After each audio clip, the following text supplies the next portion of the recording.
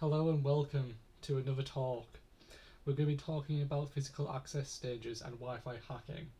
So essentially, what can you do if you are in proximity of a device? Um, so often do we talk about remote access and remote hacking.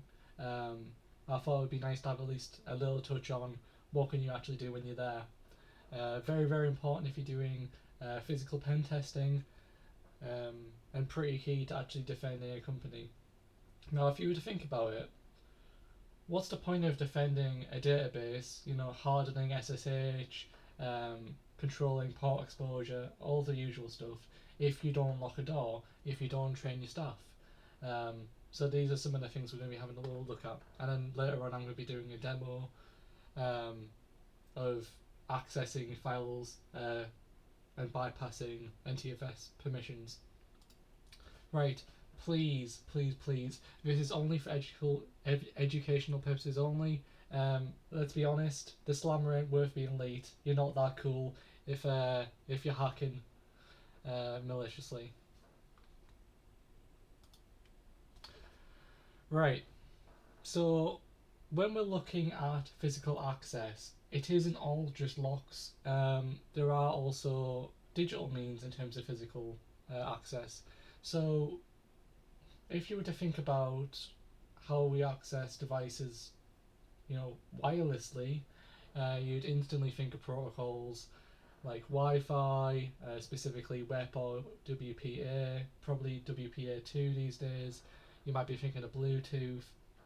You might be thinking of some other um, personal area network protocols. Um, Essentially stuff where you don't have to have a cable plugged in directly. You can walk about a little bit, especially with access points. You have the concept of roaming, meaning you can walk throughout a building, maybe one side of the site, you go onto the other side of the site, and you're still connected to the same network. Well, how do you think that happens? Um, Essentially, a mode called roaming is activated. Roaming essentially means you are tied to the same SSID with the association process. You've already authenticated. You just associate to each access point. They essentially relay the same signal, and it all connects to the same backend. So this means that if you're not exactly careful, somebody can sit outside of the building with a range still extending outside of there and do malicious acts. So you can see here, I very quickly made a diagram to illustrate this exact concept. So you have the building itself, and you have some access points in like a mesh network, and you can see there's a little bit of overlap here. So to be able to understand WEP and WPA hacking, you kind of have to understand WEP and WPA. You essentially have an authentication process and an association process. Authentication is what you think it is. You essentially choose where you want to connect, and are challenged before you connect, in a sense. You'll give the SSID, or specifically the BSSID of the network you want to join, specifically the access point. A BSSID, very simply, is just a MAC address of the router, or more specifically the access point. And with that and a password, you can potentially get in. Now you'll notice you don't have to type in a password every time, usually.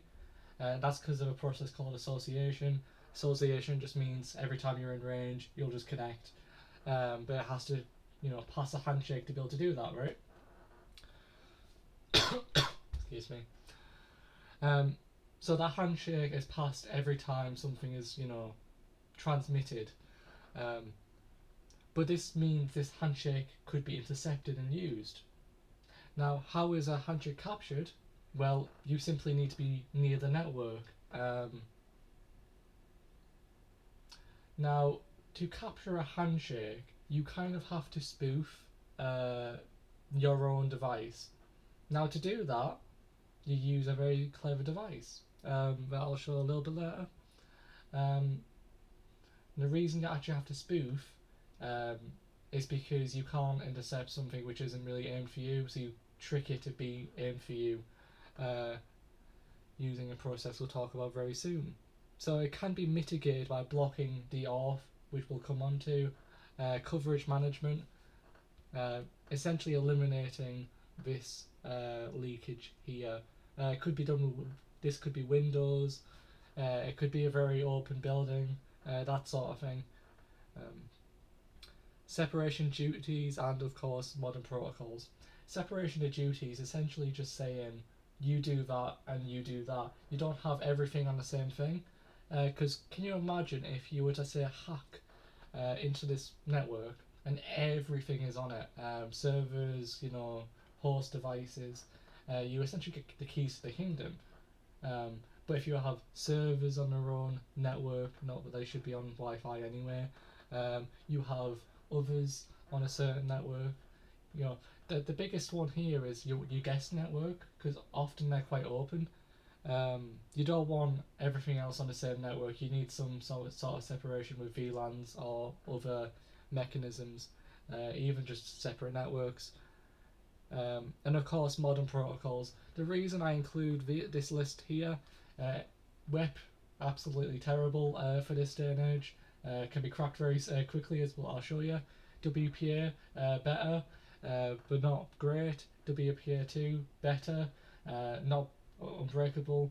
In WPA2, Enterprise, a pain in the ass to hack as far as I'm concerned, so good stuff. It's actually what the university uses for some of their networks. You'll notice that sometimes you have to type in your credentials, like a captcha portal sometimes. That's what that is. So you can see here, we've got a copy of Kali Linux. Your Linux version of choice, of course, could be there instead. We've got something called an alpha card here. So this is essentially a wireless adapter with a very, very specific chipset. And this chipset allows it to go into something called monitor mode. Monitor mode lets it essentially be quite nosy and detect everything around it without more so just listening. It's listening in a way which we can observe and then inject our own traffic. And then of course we're scanning actively. Right, so Wi-Fi hacking, how is it actually done in a simple but slightly more technical explanation? So like I say, you get a monitor mode device. Now it has to be a very specific chipset, usually something that actually has monitor mode. This is something that I have, something similar to this. Quite cheap considering, and it's really just as strong as the antenna. You could whack an extremely long antenna. I have an antenna as long as my arm in my house that I could potentially use if I was on an engagement. So you don't really want to rely on other people having weak antennas to not hack you. You kind of just want to realise that if people can access the network outside, not the best. Sometimes that can't be helped, but yeah, and this is the mitigation of security. You can, if it has to be outside, you can do other things. Okay, so you can either get an A4S card or you can have something like a Wi-Fi Pineapple, which is more expensive but is a bit more tailor fit to, say, a pen testing engagement. A lot more packed into it. So you might have like fake websites, fake capture portals, that sort of thing inside there. Very, very clever piece of kit that. Hack5 is a really good start for pen testing tools. Right, so we put the network adapter into monitor/promiscuous mode, so you essentially make it listen more than it normally does. Then you capture all the passing traffic and determine the access point's MAC address. Access point essentially being the connection antenna part of the router, or there's connection part of an independent system. So then once we have the MAC address, the BSSID of the access point, we need to actually select, you need to essentially select that point and also the channel you want to operate on. Now the reason you need the BSSID is that you'll notice that if you were to say go on your phone right now and scan for Wi-Fi, you'll see names. Those are SSIDs, those are the Wi-Fi labels. They aren't really checked in any capacity. I could create an SSID um, of the same name as your Wi-Fi, um, and you could get confused and connect to that one instead. But that's a manual, say I wouldn't say phishing attack, but sort of social engineering attack. Um, what your phone's essentially really doing is connecting to the BSSID, which is the MAC address. Um, Now, if you know anything about MAC addresses, is that they can also be spoofed, um, which is sort of what we're relying on a little bit. Um, it's also how a lot of game cheating happens, because if you give somebody a hardware ban, you might ban their their hardware, their IP address, but usually these values can be spoofed, changed, and there's quite a little black market for it, unfortunately. Um, so then what we do is once we're connected to that Wi-Fi access point, we need to connect to the channel. Now, channels are essentially little slices of the network of the Wi-Fi frequency, so like 2.5 or 5 gigahertz. It's little slices of that. So they're kind of done to avoid interference with each other. So if I'm on band 1 and you're on band 6, we're unlikely to actually interfere with each other, just by the nature of how Wi-Fi works. There's a lot of collisions, there's a lot of interference. You don't really want to actually collide. So what we have here is we need to actually connect to a channel to be able to communicate. We have a target channel essentially. If one channel doesn't work, we switch to another essentially. Right, I mentioned earlier if you need a handshake. The handshake will be used later, but it represents the connection to the network in any sense. So we need to be able to capture that. Now, remember earlier when I said that a handshake is sent, or distributed rather, to be checked, on a packet, or on a connection. So what you can do is you could play the long game in a very stealthy way. You could sit in your van outside for a very long time, hope that somebody disconnects and reconnects to the network, through a very manual manner. Perhaps they walk away and come back. Yeah. Or you could force the hand of fate a little bit. You can send a DORF packet.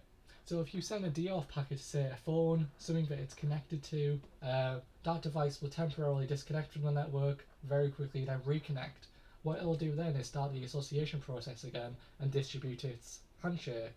With that handshake, we can then do very nefarious things.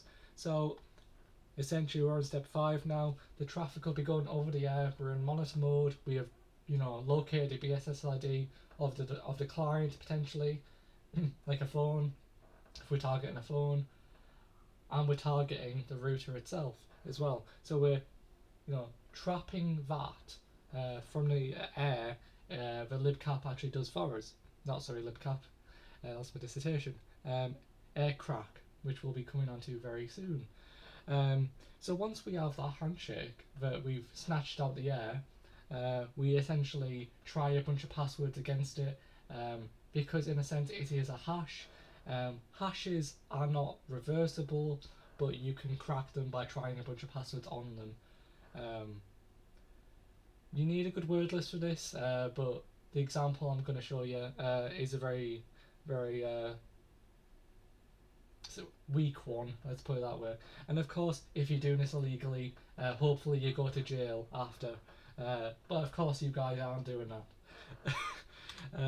So we're using a tool called AirCrack.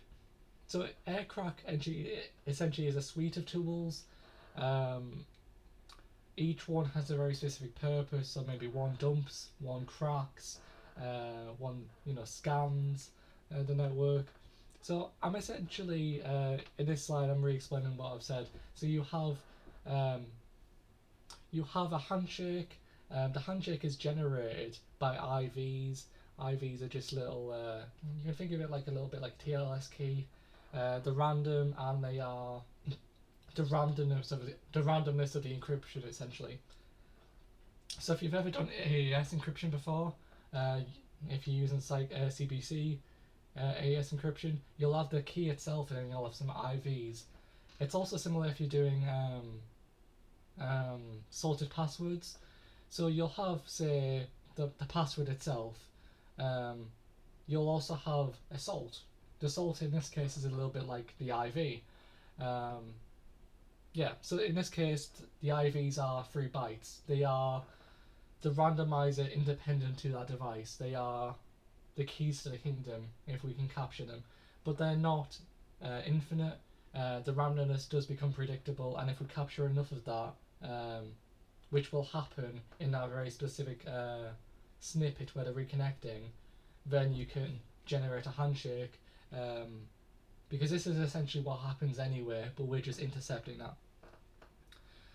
We then essentially append the handshake to a normal request, like a pro request, to try and connect to it, and then we try as a spoofed device to, try a bunch of passwords against it and then see if it, turns out to be anything.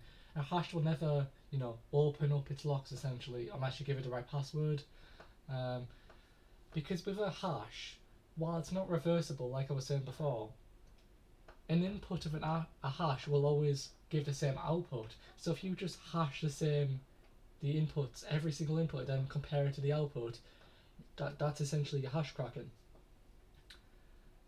So of course we could try a word list, so we can do brute forcing being like a word list being, the most common word potentially for, a given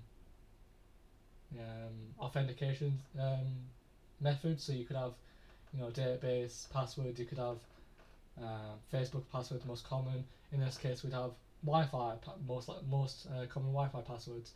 Aircrack is very legacy. It's just because I've used it before, I know how it works. There's better tools out there, but I've got to leave you a bit of homework, right?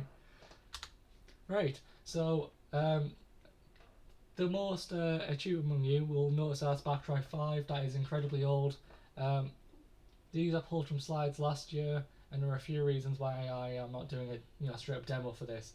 One, I live in student accommodation. I don't really want to leak that to the public internet, and exactly which one I'm at. Just basic security sort of thing. And also, it's very fiddly. So actually getting it to work, in theory is a bit different to in practice. It might take more than one try, for example. So this is just pulled off a guide online, but I will explain it. So IW config here is just checking every adapter on your network, on your device, sorry. So in this case we've got our Ethernet, which of course has no wireless capability, and we have our WLAN 0. It checks if there's anything already connected to it. And the reason we do this is simply because we need to know the interface name to be able to put into monitor mode. I should have stated at this point you should have already plugged in your device, your Alpha card, for example. We then turn on monitor mode with this airmon-ng start interface. Sometimes it can have problems with some processes. If you just kill them, you're usually alright. And then you'll get a new interface name from this. Mon0 is the one here. So now we're in monitor mode. Right, what we can do in monitor mode, oh god, I don't think I've showed a command on this one. It's aerodump ng. I'll try and get a big list of commands at some point for you if you're really curious. They're easy enough to find, but yeah, sorry about that. Right, what you can see here is, I told you before earlier that the MAC addresses of the routers or the access points are called BSSIDs. The BSS specific, the BSS is a basic service set, but that's a bit out of the scope of this. Just a group of access points. Power. So power is an interesting one actually, because devices tend to prefer to connect to access points closest to them. So if you can get a stronger signal, you can actually clone a network and trick a device into connecting to you, which is, if you're cloning a BSSID.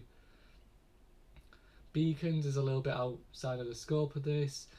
Data is just how much is being transmitted. Channels is pretty important here. If you go for a specific network, it's best to go for the channel it specifies. And then you can see the actual encryption algorithm for the 802.11 whatever standard.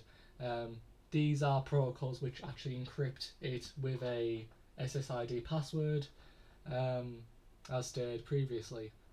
And then PSK is actually just the authentication mechanism where it asks you for a password and passes it over the network sort of thing. And ESSID is sort of what you're used to with the name. That's just a different name for it. Right, so we now have potentially a BSSID. In this case, we're going for this one, wonder how to. If we look here, this is the one here. If you're looking for this guide as well, just look on wonder how to. I'm just wrapping it up in a nice, easily explained and experienced, wrapper. Right, so we are essentially connecting to this network by using ARP injection translating IP addresses to MAC addresses and vice versa. We are pretending to be this device. And we're also generating IVs over the network by just injecting a bunch of random traffic. What we're doing now is, this is the one generating all the traffic. So we need a bunch of traffic over the network to actually create the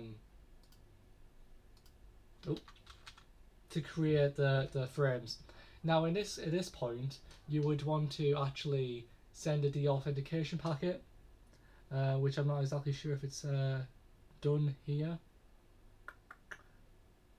Excuse me, it has been a while since I actually did this presentation.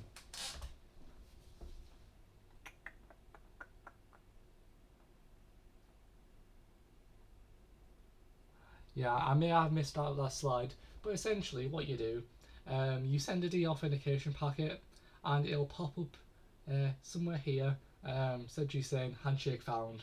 And what you can do then is, well, crack the password.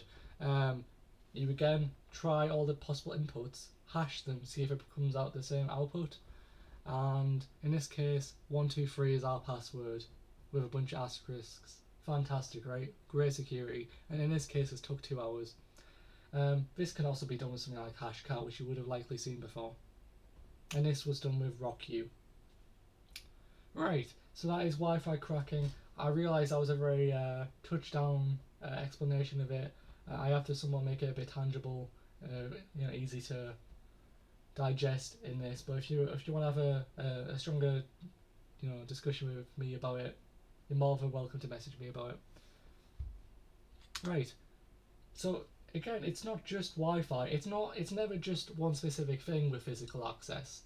The idea is you're meant to have a bit of a tool set. If you would ever look into a pen tester's bag, there's seemingly no end to it. They've got all manner of crazy tools like underdoor tools, lockpicks, crazy devices you'd never even think of. But not all of these tools are to say get into a building. Some of them might be what about when you're actually inside the building for whatever reason. So we hear the adage of don't just install a USB stick off the ground. Well, why not, right? It's just going to be a flash drive, right? Not always. These look like flash drives. They're terribly not. These are malicious USB sticks. So the first one here, we have a rubber ducky. Rubber duckies are little devices, but when you plug in, run a script. They do that by typing very, very fast, and is written in something called ducky script. There are online actual converters, so you'd write in say Arduino, and then you would translate that over to ducky script and install it onto the rubber ducky. You plug that into a host device. You could do something as terrible as a reverse shell, ransomware, whatever you like, which is why it's so dangerous. The next one here is a USB killer. So you see these little boxes here. Underneath those, there's capacitors. Those capacitors charge all the way up by the power of the USB port, and it releases all that out into the USB port at once, and that can kill the USB port, it can kill the controller, or it can kill the whole PC. So it's a bit of a crude denial of service attack. This one's much more dangerous than this, purely because there is really no limit to this. This is a creativity bound attack. This is a destruction bound attack. Um, with these, if you don't want just to infect yourself, you usually have like a keyboard shortcut as you plug it in to open up the real file in which you put in your little malicious script that you probably stole off the internet. Usually, malware can be installed on these things as well. Metasploitable, no, it's not exploitable. MS Venom can install payloads onto USB ports, USB sticks rather, which can then abuse in Windows. You have something called autoplay. It can abuse this. It essentially have a little file on it, autorun.inf, something like that. It can abuse that to run malware essentially. So autorun should usually be disabled, and also if you don't actually need a USB port, probably shouldn't be enabled. So you want to turn them off essentially. So you would do that in the BIOS, but if you were to turn it off in the BIOS, what's stopping them just going into the BIOS and turning them on and then plugging it in? You need some form of actual password on the BIOS. And even that you have to be somewhat wary with, because somebody could just remove the CMOS battery and reset the BIOS as a whole. That's a much more in-depth discussion we'd have to have if you want to go into it further. So long and short of it, be very careful of USB ports or any way of having digital mediums. I mean, hell, if you've got some Boomer PC, floppy disks might be a problem. CD drives might be a problem. Very, very, just as we have to be very wary of, for input validation on websites, it's no different physically. It really isn't. Right. So we've talked about physical access in terms of, once you're already in, but you have to get in the first place, right? So potentially this could have been, rearranged a little bit, but I'm going to illustrate here why it's so important to actually have people around and cameras around, and actually tested security. So this is a really good guy called Deviant Olam, fantastic YouTuber, highly recommended by all members of the Cyber Clinic. This guy does crazy stuff with physical pen testing. It isn't just lockpicking, I promise you. I think this explains itself. We're gonna watch it.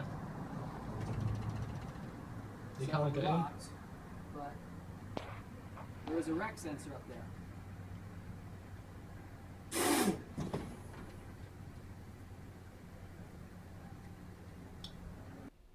Yeah, crazy, I know. So what this guy has essentially done, there's an RF sensor inside, a temperature change sensor essentially.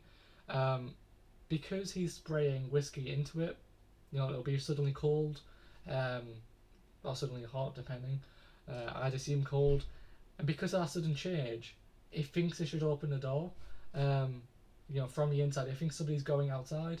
That is not something that should be turned on in the night time, for damn sure.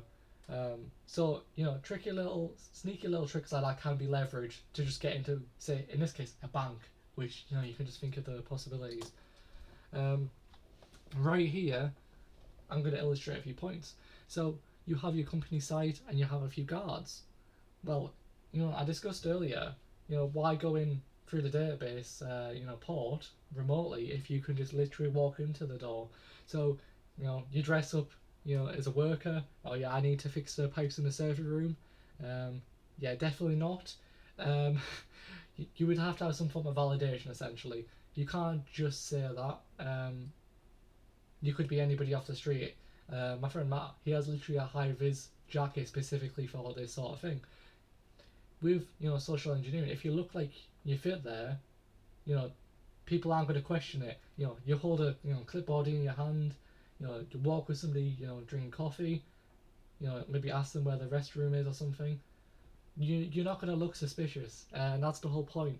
You need to have people who are aware of these issues and will actually question pretty much everybody for validation, and not just an ID card. because those can be faked. You know, we need to have a bit of deeper security here than just, you know, I'm gonna flash you my card that I've just laminated. I'm gonna, you know, press my card on the door which I've just, you know, cloned the RFID of. We need to have deeper security here essentially, and this is done over years in a company. This isn't done overnight. You need to have you need to have cameras, all around. And now I feel very strongly about actually how you store camera data. There's something called Google hacking, which you've possibly seen, where you can see online streams of CCTV data. This is done because people use camera suites, like online camera suites that you can usually access with your phone, but the security on them is pretty terrible. It's an IoT problem. So you have to be very careful about, you know, how your camera software is actually saving the data. I've always been an advocate for actually saving the data locally and then backing it up, you know, through infrastructure means. I'm not a big fan of using third parties for this sort of thing. Have a reliable package where you know it's like fairly open source. You know, have a really big data storage system, and actually, you know, do it yourself and have a way of looking through it. There's nothing worse as well than, you know, trying to get CCTV from a vendor if they, you know, if it's stored on their servers and you say you've lost access to something, you know, some guys just robbed, you know, your site. You don't want that sort of situation. Now, of course, any, you know, physical discussions, you know, would be useless without at least a little bit of a talk of lockpicking. Now, Matt is somebody who's probably able to talk about this a lot more than me, but lockpicking is essentially just an art of, well, tricking the lock into thinking you're using a key. You usually have like 5 individual spools in this case, and you leverage little hardware imperfections to actually essentially put each little pin up so far enough to get a little bit of a movement in the lock, and because there's slight imperfections, it'll actually get stuck up there. And if you get it stuck in the right place, you'll be able to feel it. You do that enough across the whole thing, you're essentially in. You're tricking it to be a, you know, key. This could be improved with, as you can see here, with something called security pins. So if you're trying to get your lockpick up here, these are going to be a lot harder to actually get in the positions you want. So it requires a lot more, you know, skill to lockpick. So, you know, essentially make sure that, first and foremost, that you're actually locking things, and if you are locking things, make sure the lock's good. Have it tested. Oops. Right.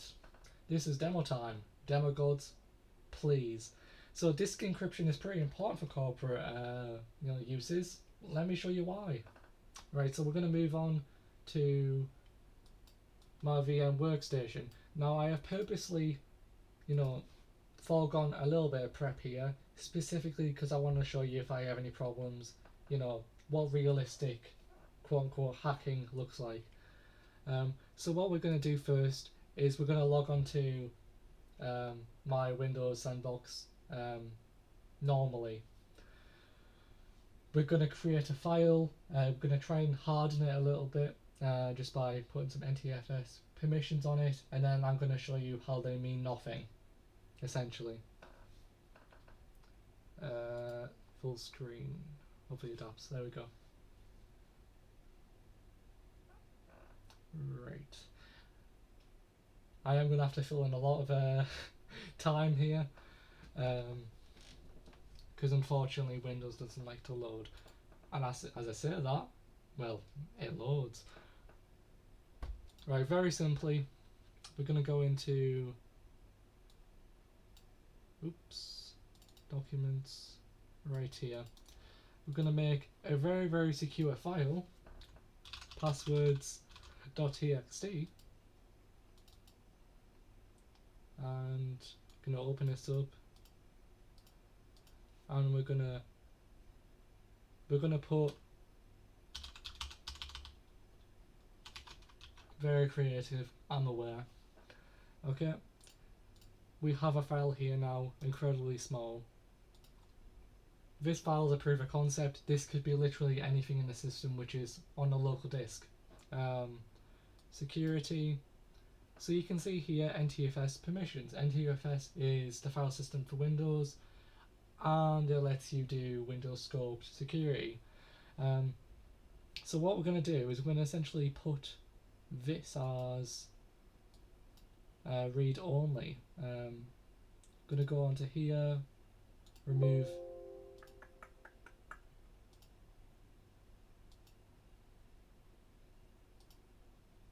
Try and put system as the owner. Let me do it, please. It will probably still let me open it, but I'm trying to show you that it's not local scoped. How do I remove one of these?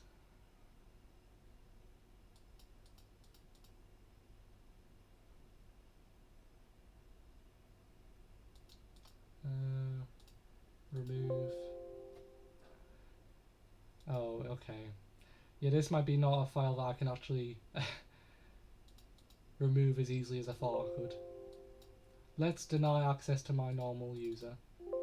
There we go. We've got some form of NTFS permission, essentially saying that, you know, the user can't access it. Now, what if I was to tell you that this absolutely means nothing if you could just boot up your own file system? Your own operating system, rather. You know, Windows is essentially saying here that we're going to trust our own security and assume we're going to use nothing else. If you were listening earlier, I was talking about how USB ports can be leveraged. In this case, I'm going to pretend to be a USB port. And you know what? I've actually got something in the hand. Remember how earlier I was talking about a USB rubber ducky? I've got a very cheap version, which will do this. I wonder if I pass this over to virtual machine, it will do it now. Please do it. Ordinarily it wouldn't pop up with that, it's just because it's a virtual machine. Might have to do it on my host device. Ah, demo gods, I hate you. Oh, there we go. So it has run a command to open Notepad and to type that in. Now, of course, you can have something very much more malicious than that. You could have, well, in this case, an operating system. Now, you wouldn't think of a boot disk. It's very malicious normally, but in this case, it could be. The only reason we're actually able to leverage this as well is because we're not using disk encryption, and also it's a local account. It's a local system. It's not using any form of Active Directory, which Matt talked about last time, where your accounts are essentially stored in a cloud. What we're going to do over here, I'm just going to power this off. When I said I didn't do any prep, I mostly didn't do any prep. So, I'll quickly show you what I did though. I attached an ISO file. Now, it's simply just Ubuntu. I've connected it on Power Up, and ordinarily it would still just boot up to Windows. However, you can essentially go on Power, up here, Power onto Firmware, and we go. Right, so then we go to the CD drive. So we're in the VMware BIOS currently, not something that you would normally have to touch. And we're at Ubuntu. So we're just going to go into Ubuntu. This is like an evaluation copy. You would normally try it before you install. However, you still have the exact same tools. I'm just going to skip file system checks. If I just mash Control C, it will hopefully do it. Doesn't seem to like it. Apologies. Alright, it skipped it at like 99%, wonderful.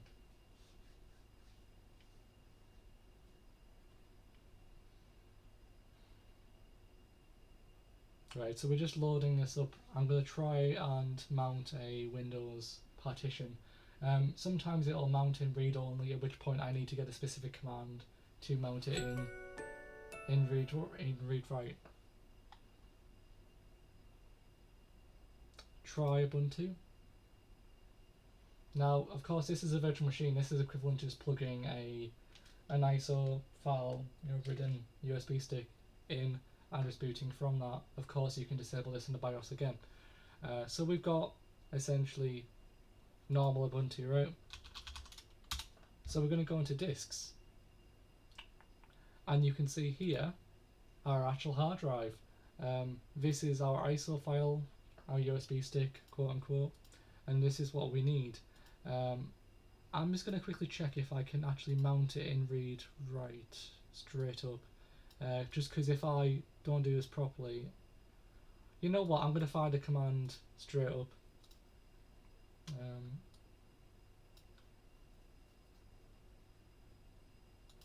I'm not trying to portray the, that I am prepared or anything. I just want to show you the actual process. I have the command on a note, but I want to show you how I would go about googling something like this. So Windows, Ubuntu, start with what you're actually using, mount and NTFS, read write. Oop, go away Google.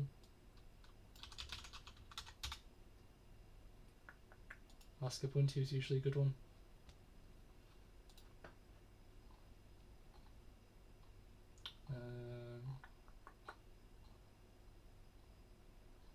That's not the one. I know the command when I see it.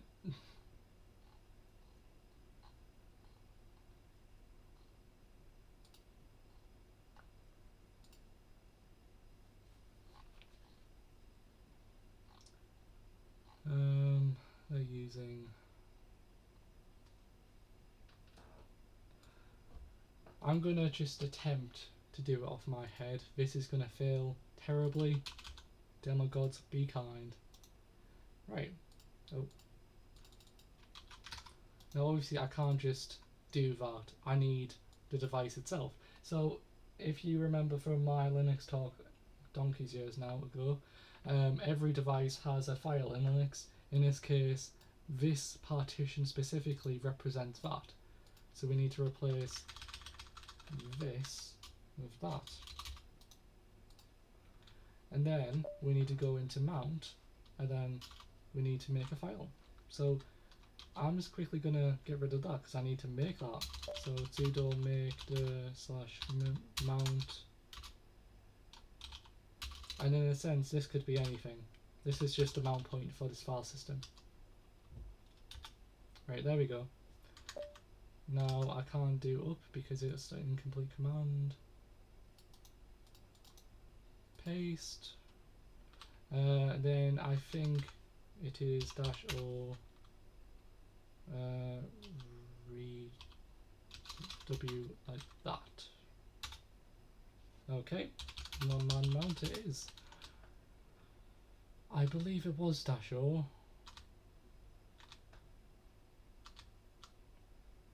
Okay, -o is there.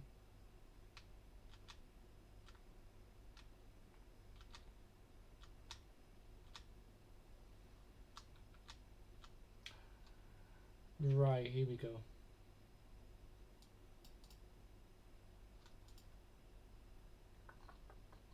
So this is to remount it, I think. Oh, bind, okay, here we go.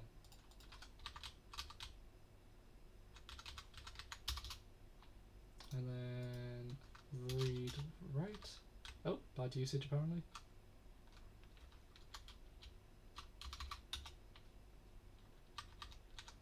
How about we try it with remount, and if it's not there, hopefully we'll just do it.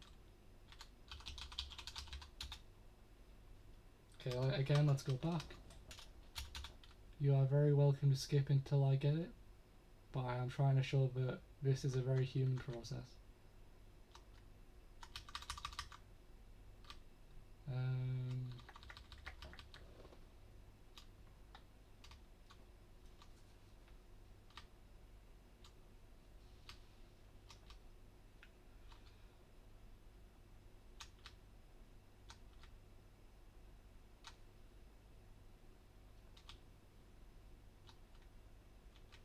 Okay.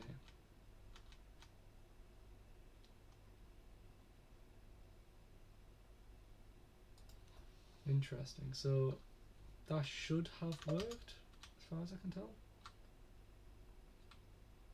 Is it because I am not meant to have commas? Okay. First of all, let's see what it gives us anyway. And if I need to actually figure out how, I will. Remember, take the path of least resistance. So if we go into other locations, you can see here we can actually access, well, Windows. But I can't actually do anything with it because it's read only. But does that matter? Actually, now that I think about it, read only means you can still read the contents of the file. Read write actually might matter if you are trying to change a file system to get direct access. I will quickly show you that, but I can't physically do it because strangely there isn't a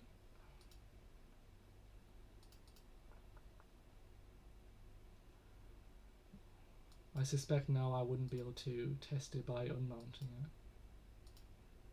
Oh, it actually worked, I'm surprised. How about, this is a bit of a shot in the dark, if I whack RW in there.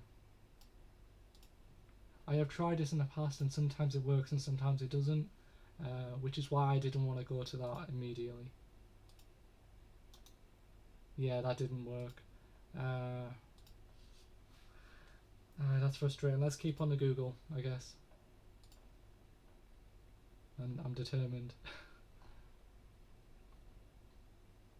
That's not the one. Don't think there's anything wrong with our search query.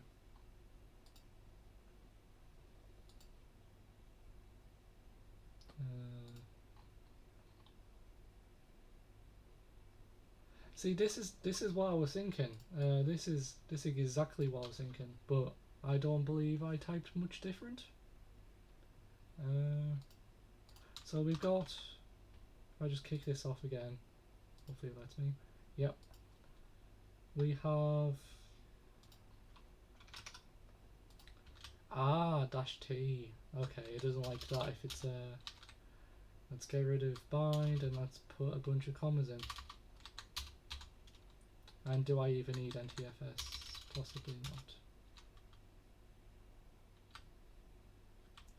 Okay, so now I essentially should attempt to mount it like that, and then attempt to.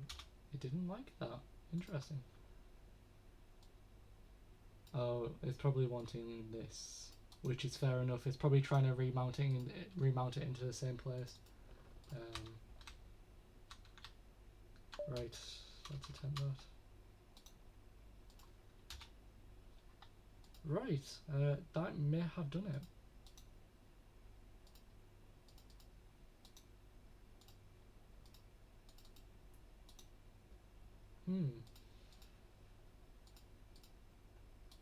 There we have it. Read-write access on the Windows hard disk.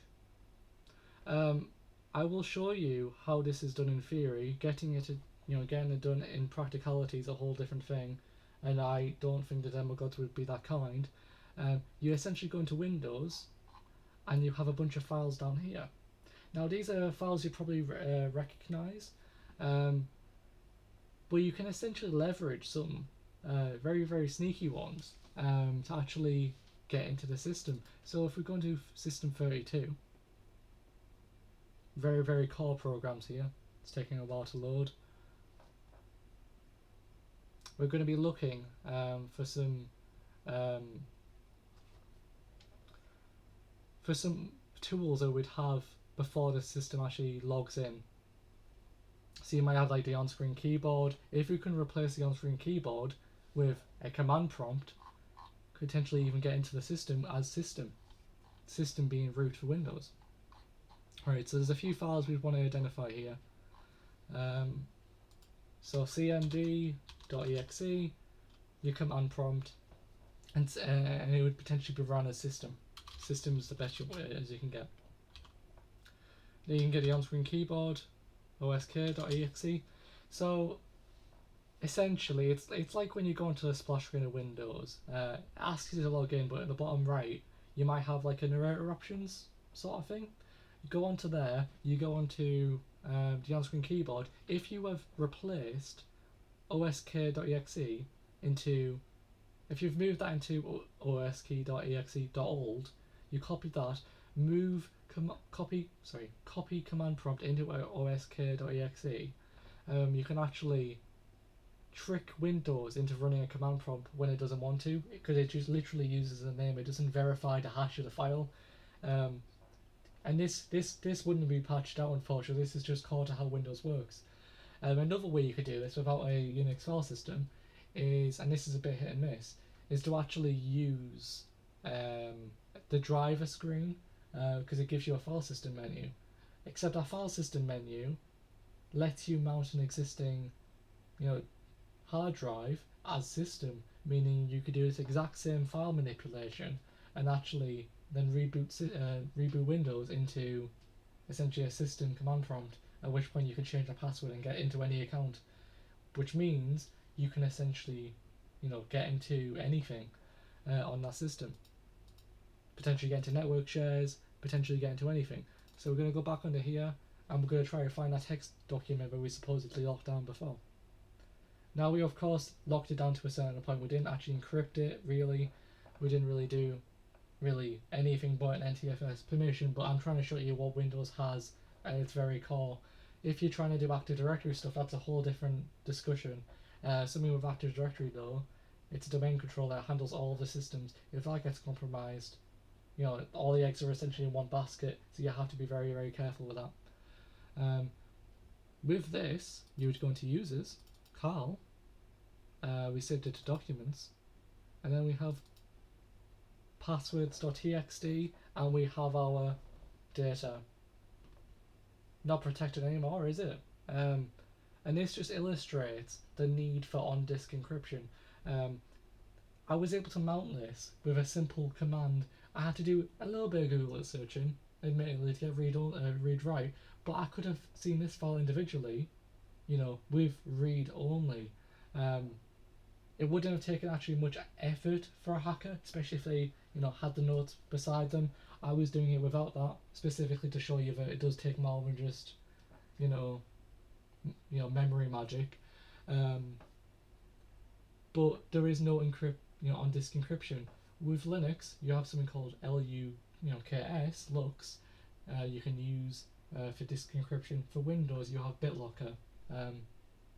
With BitLocker, it will essentially just encrypt your C drive, your system drive, using something called a TPM chip as a cipher key. It's essentially just a hardware cipher key that's specific to your hardware. They can't really do much without it. I think if you change hardware as well, it doesn't quite like it. So BitLocker is absolutely fantastic. You would need the password essentially to decrypt on runtime. So to even get into Windows, you have to type in a password on top of the boot process.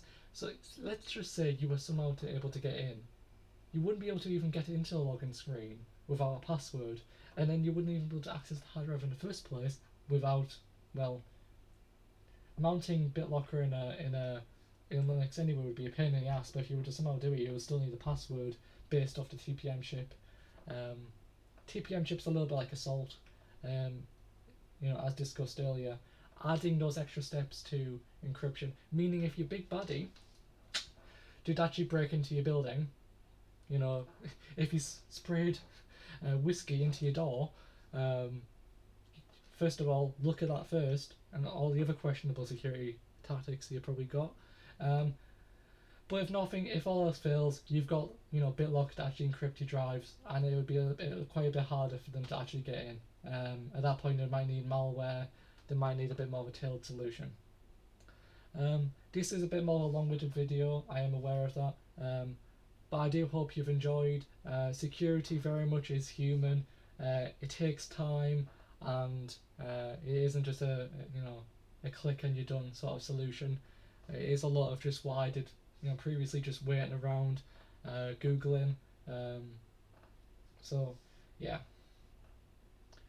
So I hope that's helped your physical access awareness.